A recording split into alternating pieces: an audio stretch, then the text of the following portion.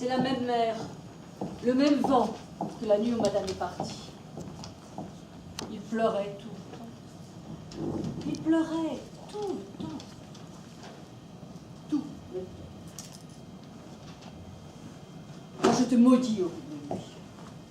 Lorsque monsieur est revenu, c'était le lendemain du jour où madame est partie, à la même heure exactement, et qu'il a vu au bord du sable la statue de la femme. Il a regardé l'océan, il n'a plus dit un mot. Si je lui demandais, monsieur, s'il resterait le soir, ce qu'il voulait pour le dîner, s'il fallait fermer les volets, il ne répondait pas.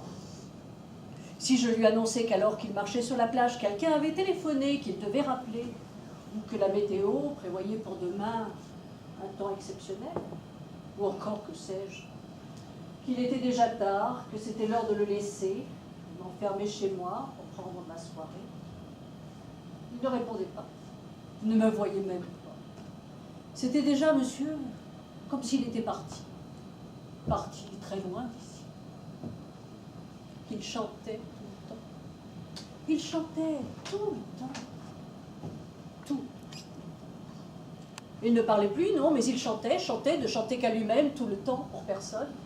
Ou alors, c'était pour l'horrible statue qu'il avait au retour, la tempête en allée, ramassée sur le sable. Une femme de bois, une horrible statue de bois qui ressemblait à s'y méprendre. Oh non. Aux yeux, couleur de l'eau. Comme s'ils étaient vrais. Comme s'ils étaient morts. Aux longs cheveux sculptés. Comme s'ils avaient été peignés.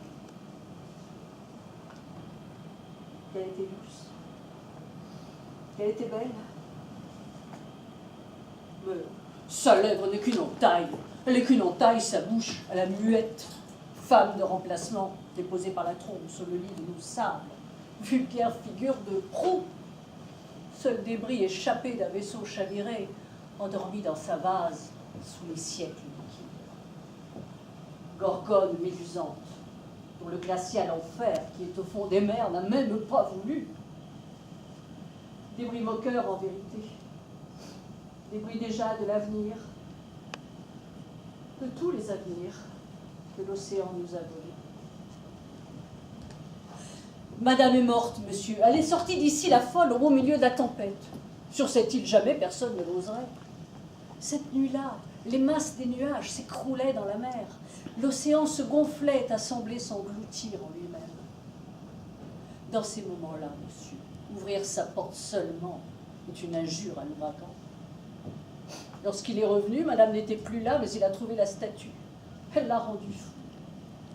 Qui chantait auprès d'elle tout le jour et la nuit. C'était ce chant toujours le même, toujours le même,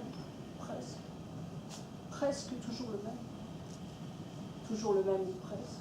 À chaque fois, une note, une seule changeait, comme s'il essayait 1000 combinaisons. Cet air m'était une torture. L'insoutenable goutte à goutte d'une clepsydre de cauchemar, il s'égrenait note après note, m'entourait, me pénétrait, il se faisait le bruit du temps, le bruit immobile du temps. Il se confondait au bruit. Vous savez que fait parfois le temps lorsqu'il prend à son flux de tournées solides soudain. Il nous enveloppe d'une invisible poids, il nous enserre, il nous étouffe. Une prison réelle qui se passe d'espace.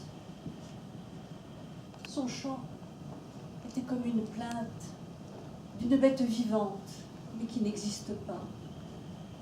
Une plainte effroyable et poussée sans poumon. Un bruit de pas sur des feuilles mortes.